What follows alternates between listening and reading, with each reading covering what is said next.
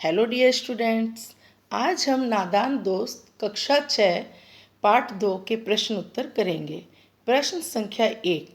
अंडों के बारे में केशव और श्यामा के मन में किस तरह के सवाल उठते थे? वे आपस में ही सवाल जवाब करके अपने दिल की तसल्ली क्यों दे दिया करते थे? तो इसका उत्तर है, बालमन जिज्ञासाओं से भरा हुआ है। बच्चों के मन में तरह तरह की जिज्ञासाएं होती हैं, हर बात को जानने की इच्छा होती है। उन्होंने पहले कभी अंडे नहीं देखे थे। उनके घर वालों ने भी उनको अंडों के बारे में कोई जानकारी नहीं दी थी।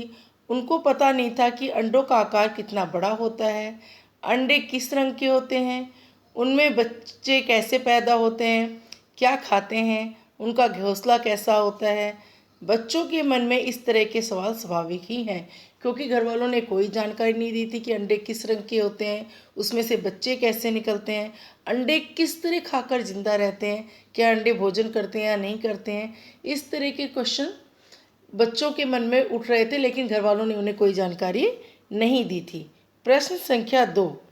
केशव ने श्यामा से चिथड़े, टोकरी और दाना पानी मांगकर कार्निस पर क्यों रखे थे? उत्तर, कार्निस पर चिड़िया के अंडे थे। केशव और श्यामा ने सोचा कि अंडों से बच्चे निकल आए होंगे, उन्हें धूप से बचने के लिए छत बनाना था, इसलिए टोकरी मंगाई गई। चिथड़े से उनके लिए गद्दी बनाई गई। दाना पानी मांगकर उनकी भूख मिटाने का प्रबंध किया गया।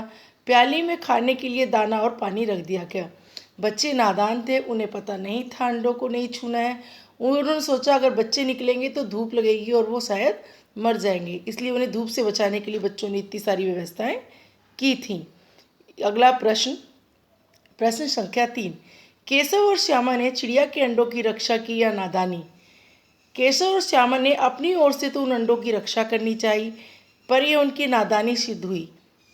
चिड़िया अपने अंडों की रक्षा स्वयं कर सकती थी। बच्चों ने अंडों की रक्षा करने के प्रयास में उन्हें एक छूकर गंदा कर दिया। उन्हें नहीं मालूम था कि वे अंडे को छू लेंगे तो चिड़िया उन्हें छोड़ ही देगी। वास्तव में तो वे उनकी अंडों की रक्षा कर रहे थे, लेकिन नादानी में रक्षा में हत्या हो गई। कहानी से आगे। प्रश्न 1। केशव और श्यामा ने अंडों के बारे में क्या क्या अनुमान लगाए? यदि उस जगह तुम होते तो क्या अनुमान लगाते और क्या करते?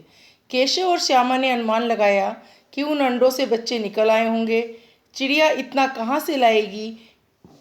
गरीब बच्चे इस तरह चू चू करके मर जाएंगे, उन्हें धूप से भी कष्ट होगा।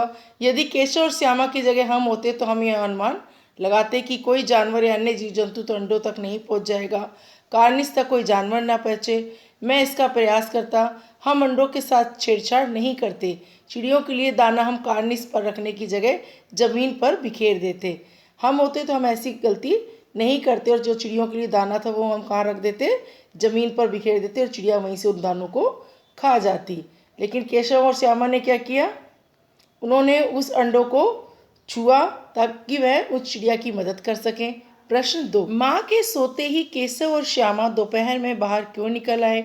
माँ के पूछने पर भी दोनों में से किसी ने किवाड़ खोलकर दोपहर में बाहर निकलने का कारण क्यों नहीं बताया? बच्चों, दोनों में से किसी ने भी माँ को जवाब क्यों नहीं दिया? क्योंकि उन्हें डर था अगर माँ को पता चल जाएगा तो उनकी पिटाई हो जाएगी या उन्हें अंडे छूने नहीं दिए जाएंगे। अगला प्रश्न, प्रश्न संख्या 3। प्रेमचंद जी ने इस कहानी का नाम नादान दोस्त रखा। आप इसे क्या शीर्षक देना चाहोगे? हम इसका दूसरा शीर्षक रक्षा में हत्या या बच्चों की नादानी देना चाहेंगे।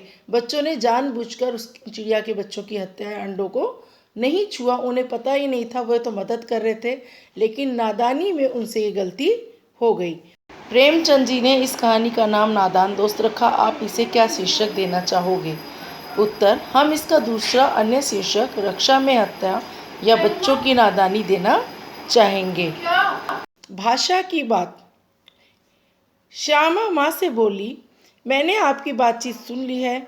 ऊपर दी उदाहरण में मैंने का प्रयोग श्यामा के लिए और प्रयोग करने वाले सुनने वाले या किसी तीसरे के लिए हो तो उसे पुरुषवाचक सर्वनाम कहते हैं। नीचे दिए गए वाक्यों में 3 प्रकार के पुरुषवाचक सर्वनामों के नीचे रेखा खींचो। उत्तर, एक दिन दीपू और नीलू यमुना तट पर बैठे शाम की ठंडी हवा का आनंद ले रहे थे। तभी उन्होंने देखा कि एक लंबा आदमी लड़खड़ाता हुआ उनकी ओर चला आ रहा है। पास आकर उसने बड़े दयनीय स्वर में कहा, मैं भूख से मरा जा रहा हूँ, क्या आप मुझे खाने को कुछ दे सकते हैं? प्रश्न संख्या 2, तगड़े बच्चे, मसालेदार सब्जी, बड़ा अंडा। यहाँ रेखांकित शब्द क्रमशः बच्चे, सब्जी और अंडे की विशेषता यानी गुण बता रहे हैं, इसलिए विशेषणों को गुणवाचक विशेषण कहते हैं। इसमें व्यक्ति या वस्तु के अच्छे बुरे हर गुण आते हैं। आप 4 गुणवाचक विशेषण लिखो और उनके वाक्य बनाओ।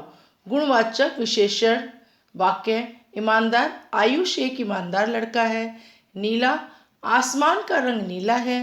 मोटी, रीना मोटी है। मीठा, यह सेब मीठा है या सेब मीठा है। बहुविकल्पीय प्रश्न: चिड़िया ने अंडे कहाँ दिए थे? छत पर, कार्निस पर, खिड़की पर, पेड़ पर। इसका उत्तर सोचिए, तब तक हम दूसरा प्रश्न करते हैं। नादान दोस्त पाठ के लेखक कौन हैं? कृष्णा सोबती जी हैं, प्रेमचंद जी हैं, विनय महाजन हैं या विष्णु प्रभाकर हैं। प्रश्न 3, श्यामा ने माँ को यह क्यों नहीं बताया कि दरवाजा केशव ने खोला था? उत्तर, इनमें से कोई एक है जो आपको छांट कर बताना है। क्योंकि इससे केशव नाराज हो जाता, यह सुनकर माँ पीट देती, यह सुनकर माँ दोनों की पिटाई करती, इनमें से कोई भी नहीं। अगला प्रश्न, बच्चों के मन में क्या जिज्ञासा थी? अंडों को देखने की, चिड़िया को उड़ाने की, चिड़िया के लिए सभी प्रबंध करने की, चिड़िया के अंडों से बच्चे बनने की प्रक्रिया देखने की। कौन सी जिज्ञासा थी जो बच्चों के मन में थी? केशव और श्यामा चिड़िया के खाने के लिए क्या बिखेरा? गेहूं, मक्का, चावल या जौ? अगले वीडियो में हम चांद से थोड़ी सी गप्पे के सारांश और शब्दार्थ करेंगे। अगर आपने अभी भी हमारा चैनल सब्सक्राइब नहीं किया तो please like, share and subscribe our channel. It's time to learn everything. Bye bye बच्चों।